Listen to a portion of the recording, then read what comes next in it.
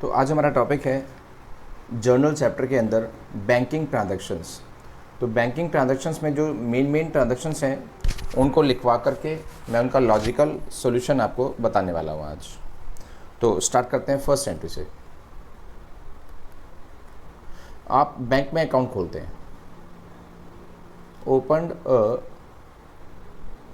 Bank account, या मैं बोलूँ कि जनरली जो बिजनेसमैन बैंक में अकाउंट खोलता है, बिजनेसमैन के पर्पस का जो अकाउंट होता है वो होता है करंट अकाउंट। तो कई बार ये भी मेंशन होता है opened a current account in bank, कि बैंक में आपने करंट अकाउंट ओपन किया, लेकिन साथ में ये भी मेंशन है कि कितने रुपए जमा करके आपने बैंक में अकाउंट ओपन किया, 10,000 रुपीज़।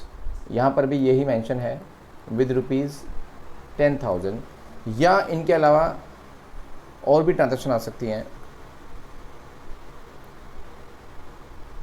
डिपॉजिटेड इन बैंक, कि बैंक में आपने पैसे जमा किए, या ये लिखा आ सकता है पेड इनटू बैंक अकाउंट, आपने अपने बैंक अकाउंट में पैसे डिपॉजिट किए। ये लास्ट ये लिखा आ सकता है बैंक्ड। इन सब ट्रांजैक्शंस के लिए मैंने स्लैश या ओब्लिक क्यों लगाया, क्योंकि इन सब ट्रांजैक्शन का एक ही सॉल्यूशन है।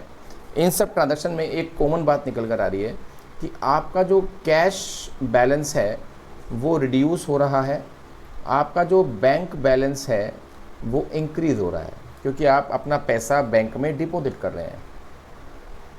तो उस पॉइंट ऑफ व्यू से अगर मैं modern rule of debit and credit लगाऊं तो कैश और बैंक दोनों ही आपके एसेट हैं। एसेट अगर इंक्रीज़ होता है तो डेबिट होता है, डिक्रीज़ होता है तो क्रेडिट होता है। तो बैंक इंक्रीज़ हो रहा है तो I will do bank account debit to cash account, क्योंकि कैश डिक्रीज़ हो रहा है, एसेट डिक्रीज़ होता है तो क्रेडिट होता है। Transaction number second, Drew from bank for office use. अब इसका मतलब ये नहीं है कि बैंक से पैसे निकाले और ऑफिस में हमने खर्च कर दिए, ऐसा नहीं है। इसका मतलब ये है कि हमने बैंक से पैसे विड्रॉ किए और वो हमारे बिजनेस में काम आएंगे। फ़िलहाल हम अपने ऑफिस में, अपने बिजनेस में उस पैसे को ले आए। इसमें सिर्फ ये भी लिखा सकता है विड्रू फ्रॉम बैंक, और अमाउंट भी आपको मेंशन कर देता हूँ 5,000। जैसे ऊपर था 10,000 तो I forgot to write the amount, तो अब लिख देते हैं। तो अब इसका सॉल्यूशन क्या होगा?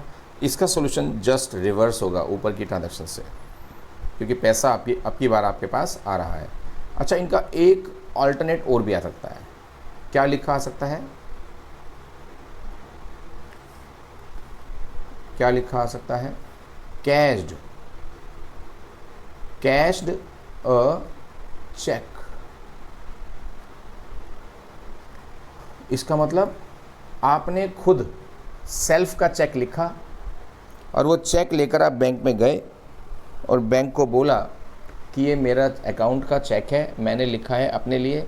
उसे बोलते हैं सेल्फ का चेक। जब हम अपने ऊपर चेक लिखते हैं बैंक से पैसा निकालने के लिए, और हम बैंक से पैसा निकाल रहे हैं, तो this type of withdrawing money is called cashed a check.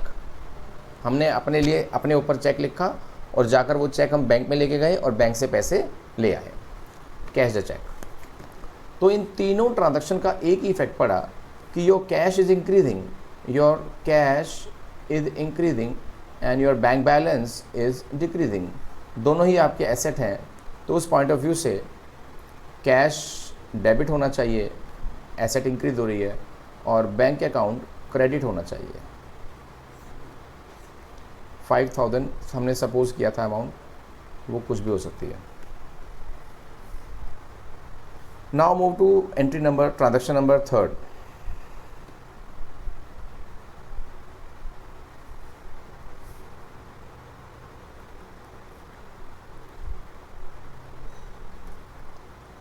Drew from bank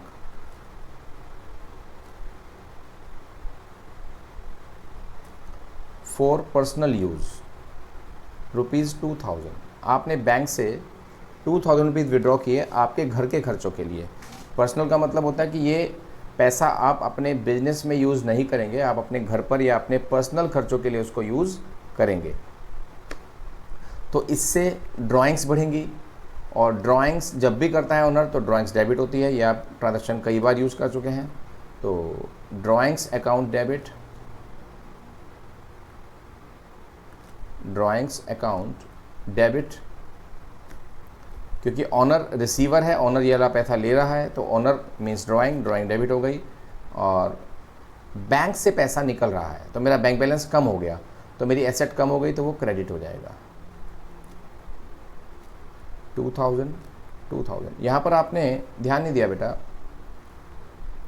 कि मैंने ट्रेडिशनल रूल और मॉडर्न रूल दोनों को फॉलो किया। मैंने ड्राइंग्स में ट्रेडिशनल का यूज़ किया कि ऑनर है, रिसीवर है, इसलिए डेबिट हो जाएगा। और बैंक के लिए मैंने मॉडर्न यूज़ किया।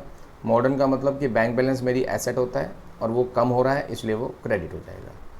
आप दोनों को साइमल्टेनियसली यूज़ कर सकते हैं, अलग अलग यूज़ कर सकते हैं, कहीं भी यूज़ कर सकते हैं। Result would be same in the alternative method.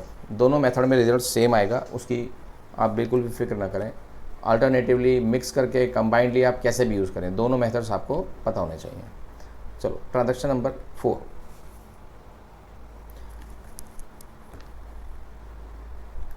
Paid salary through cheque. आपने 1100 रुपीज़ की सैलरी पे करी अपने एम्प्लॉय को चेक से, तो इसका क्या सोल्यूशन होगा?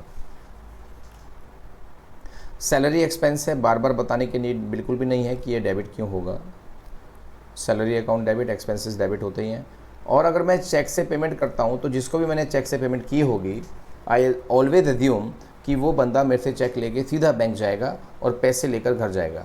इट मीन्स मेरे अकाउंट से पैसे सेम डे में निकल जाएंगे अगर मैं चेक से पेमेंट करता हूँ। तो मेरा बैंक बैलेंस ही कम होगा ना। अगर मैं चेक से पेमेंट करता हूँ तो ऑब्वियस सी बात है कि मेरा बैंक बैलेंस कम होगा, और बैंक बैलेंस कम होता है तो क्रेडिट होता है, क्योंकि एसेट आपकी कम हो रही है।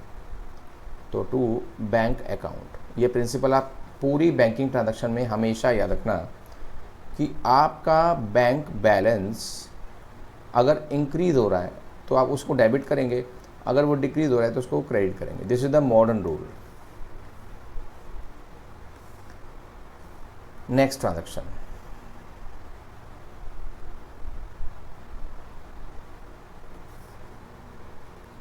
Fifth transaction,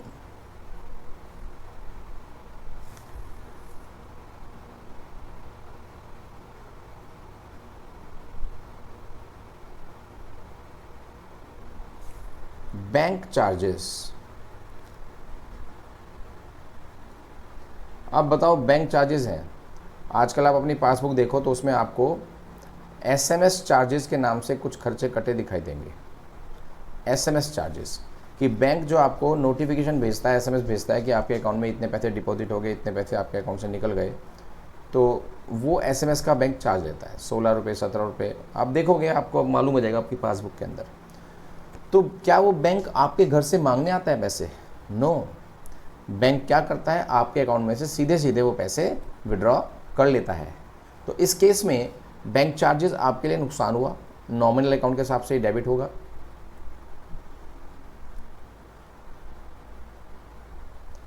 bank charges account debit, और आपका बैंक बैलेंस कम हो रहा है इसलिए to bank account.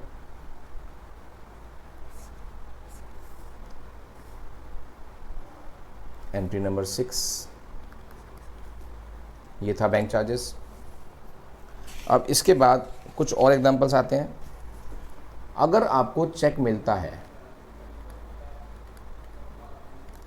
Received a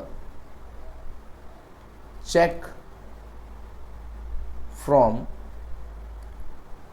Ajay ₹5000। आपको अजय से चेक मिला, अजय ने आपको चेक दिया, लेकिन चेक आपके पास ही है। चेक लेकर आप अभी बैंक नहीं गए क्योंकि क्वेश्चन में मेंशन नहीं है। बस इतना ही मान लेते हैं कि अगर चेक मिला है और आगे कुछ नहीं लिखा तो इसका मतलब यह है कि चेक मेरे पास है। अगर चेक मेरे पास है तो ना तो वो कैश है, और क्योंकि मेरे पास सिर्फ चेक है, उस चेक को मैंने बैंक में डिपॉजिट नहीं किया, तो क्या मेरा बैंक बैलेंस इंक्रीज होगा? बिल्कुल भी नहीं होगा। बैंक को क्या पता कि मेरे को चेक मिला है? जब तक मैं वो चेक बैंक में डिपॉजिट नहीं करूंगा तब तक उस चेक के पैसे मेरे अकाउंट में ट्रांसफ़र नहीं होंगे। इसलिए जब चेक मिलता है तो एक नया अकाउंट आता है। रिसीव्ड ए चेक कोई सिंपल बात नहीं है। ये अब तक की जो मैंने ट्रांजेक्शन आपको शुरू के ऊपर बताई है 5 ट्रांजेक्शन्स, उन सबसे अलग ट्रांजेक्शन है। रिसीव्ड ए चेक को मतलब क्या बोलते हैं ये लोग? Checks in hand, because this is neither cash nor bank balance. Checks in hand, तो आपके पास आया checks in hand, real account के हिसाब से ये आया है तो डेबिट होगा, और अजय है गिवर, तो I will do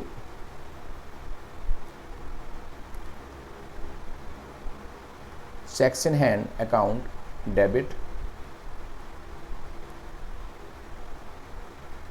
to Ajay.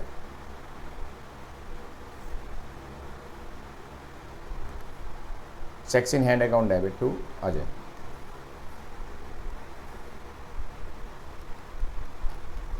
Next transaction, received a cheque from विजय।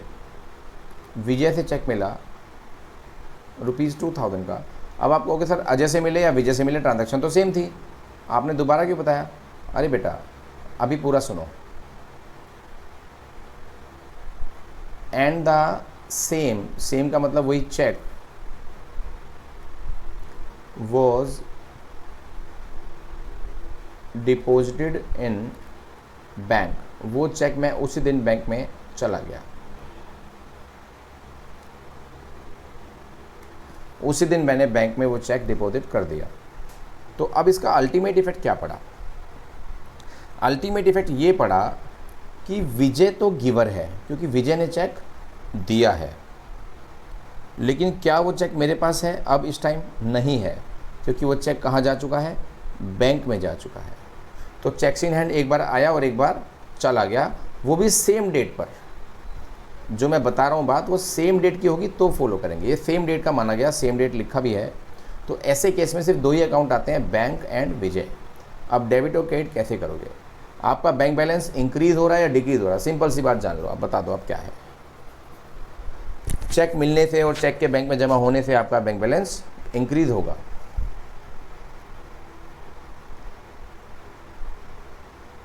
तो इसलिए बैंक अकाउंट डेबिट, और विजय है गिवर, इसलिए to Vijay ₹2000।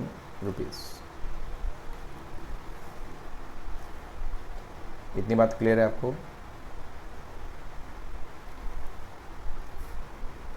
Next transaction,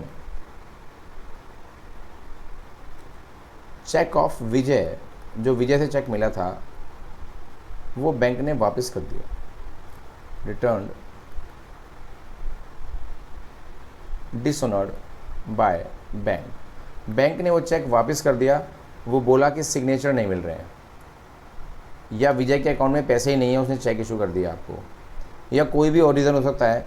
there are so many reasons in which the cheque is bounced और चेक इज़ डिसऑनर्ड। डिसऑनर्ड का मतलब bounce होता है। बिजनेसमैन फैमिली में चेक बाउंस होने को आप पूछ लीजिए क्या मीनिंग होता है, अपने आप को मालूम हो जाएगा कि बैंक किसी रीज़न से चेक वापस कर देता है, उसके पैसे आपके अकाउंट में नहीं जाते।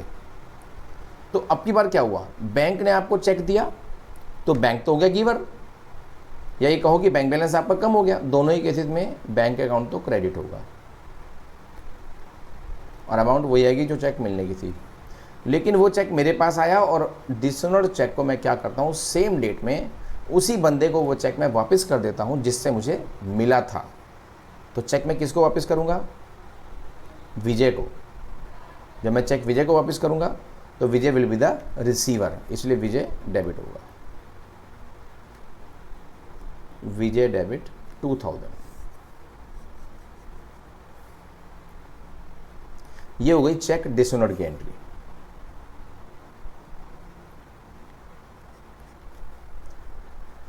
Next transaction,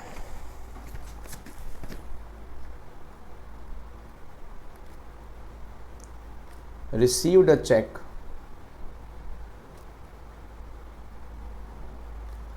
from KK। हमें KK से चेक मिला 1000 का, और ये भी मेंशन है कि वो डिपॉजिट हो गया, deposited in bank, same date में हो गया, ये भी मेंशन है। तो अब क्या करोगे? लेकिन इसमें एक इन्फॉर्मेशन और थी जो मैं देना भूल गया, अब मैं दे रहा हूँ। इन फुल सेटलमेंट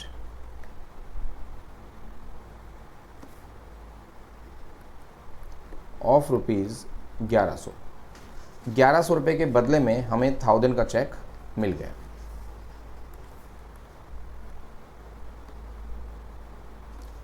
और वो भी सेटलमेंट में मिला। अगर फुल सेटलमेंट होता है तो इसका मतलब उसके अंदर कहीं ना कहीं कैश डिस्काउंट है। और बाद में ये मेंशन है the cheque was deposited in bank on the same date। Same date में चेक बैंक में डिपॉजिट हो गया। अब क्या करेंगे?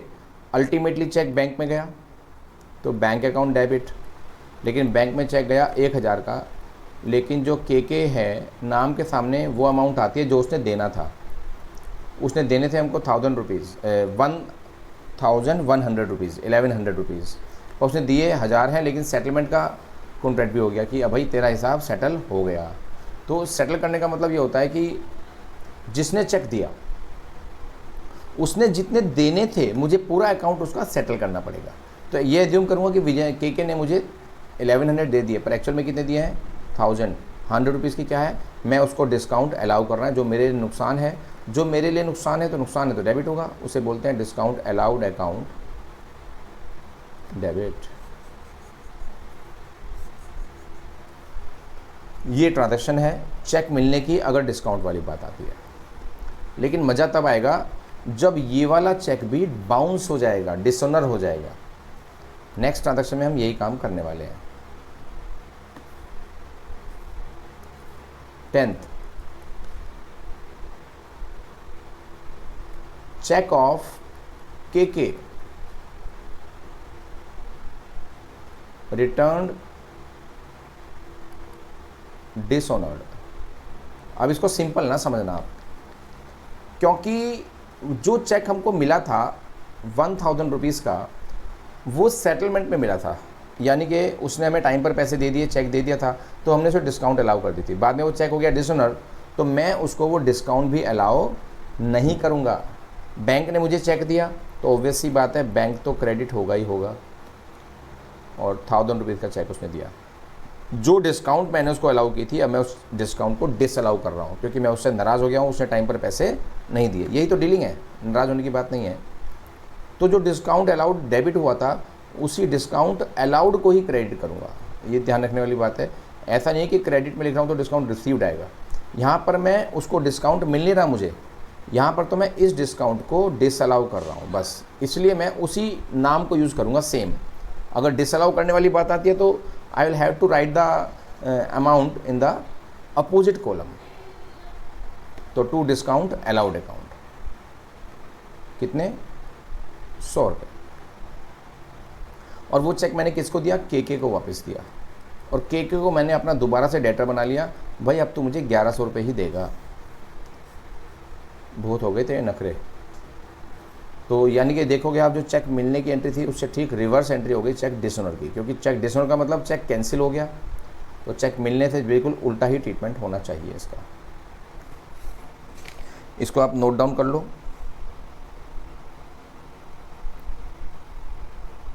और एक आधी एंट्री मैं और कराता हूँ, चेक ड्राफ्ट डिविडेंड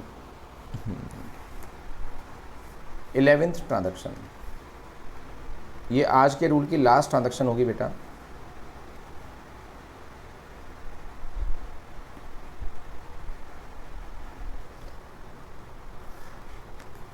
तो 11th ट्रांजैक्शन ये लास्ट या सेकंड लास्ट ट्रांजेक्शन होगी, सेकंड लास्ट मान लेते हैं चलो। रिसीव्ड चेक फॉर रेंट, हमको किराया मिला, लेकिन वो 2000 का जो किराया मिला वो चेक से मिला। अब चेक मेरे पास ही है क्योंकि चेक मैंने बैंक में डिपॉजिट नहीं किया, तो I will have to write cheques in hand account debit to rent account. Income का नाम क्रेडिट होगा क्योंकि इनकम हुई है हमको, यहाँ पर किसी बंदे का नाम नहीं आता। और आज की लास्ट ट्रांजैक्शन, वो जो मुझको चेक मिला वो मैंने किसी और दिन, नेक्स्ट डे या उससे किसी अगले दिन या किसी और डेट पर, सेम डेट नहीं है, मतलब जिस दिन चेक मिला उस दिन नहीं, किसी और दिन हमने वो चेक बैंक में जमा कर दिया, है ना। तो चेक रिसीव्ड ऑन 11, रेफरेंस दे दिया मैंने कि जो 11 डेट को चेक मिला था उसको मैं आज डिपॉजिट कर रहा हूँ, डिपॉजिटेड इन बैंक, उसे मैंने बैंक में डिपॉजिट कर दिया। तो बैंक अकाउंट डेबिट, क्योंकि बैंक बैलेंस तो बढ़ेगा, 2000 रुपये का चेक था वो, और जो चेक्स इन हैंड मुझे मिला था वो चेक इन हैंड मेरे हाथ से निकल जाएगा और वो क्रेडिट हो जाएगा आपकी बार। चेक्स इन हैंड 2000, ठीक है। इसको नोट कर लो बेटा अच्छे से, इनको प्रॉपरली रिवाइज कर लो, फिर और ट्रांजैक्शन के साथ नेक्स्ट लेक्चर में आपके पास आऊँगा। Thank you.